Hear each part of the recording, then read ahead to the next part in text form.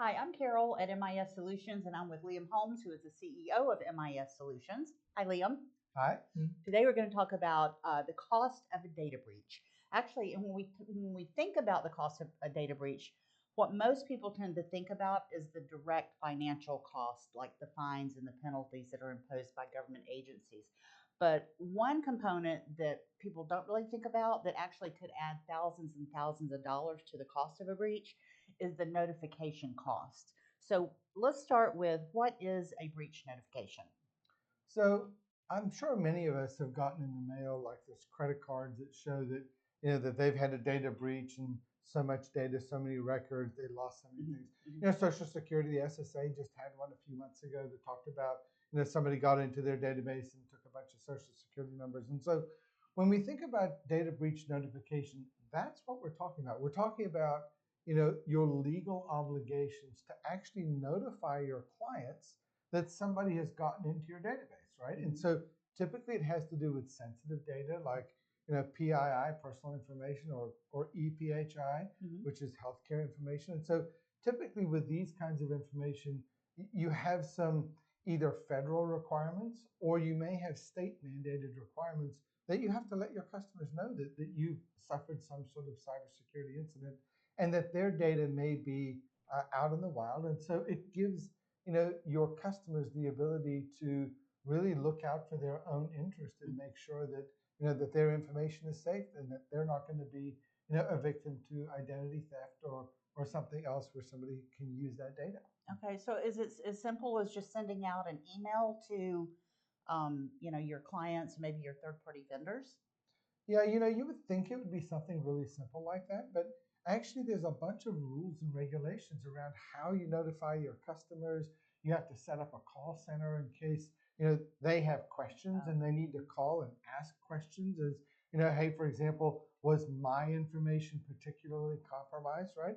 And then, there are other obligations that you may have as well that anything from offering identity protection all the way down to what lengths of time that you have to be able to respond and report to these things. And so there's actually a formalized process that you have to go through in order to be able to notify your customers so that everybody does it the same and that you can, as a consumer, know that your data is being treated fairly. okay. And so, what are some of the? Give me an idea of what some of those services might cost. So if you had an exposure of 10,000 records, you should expect to pay anywhere from 100,000 to about $500,000 for breach notification. And of course, this is on top of legal fees. This is going to be on top of things like PR and fees and things like that.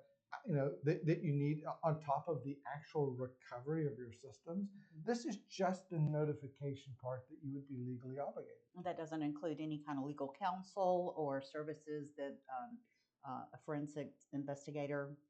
Correct. It's Wow. on top of all of those kinds of things. Okay. So, when are breach notifications required? So, breach notifications really depend on the industry that you're in, and it also depends on the state that you're in. Different states have different laws. And so, you would need to know as a business owner what are your legal obligations, either by industry. So, for example, if you were in healthcare, Mhm, right, you have HIPAA compliance, mhm. and there's a set of obligations that you have there.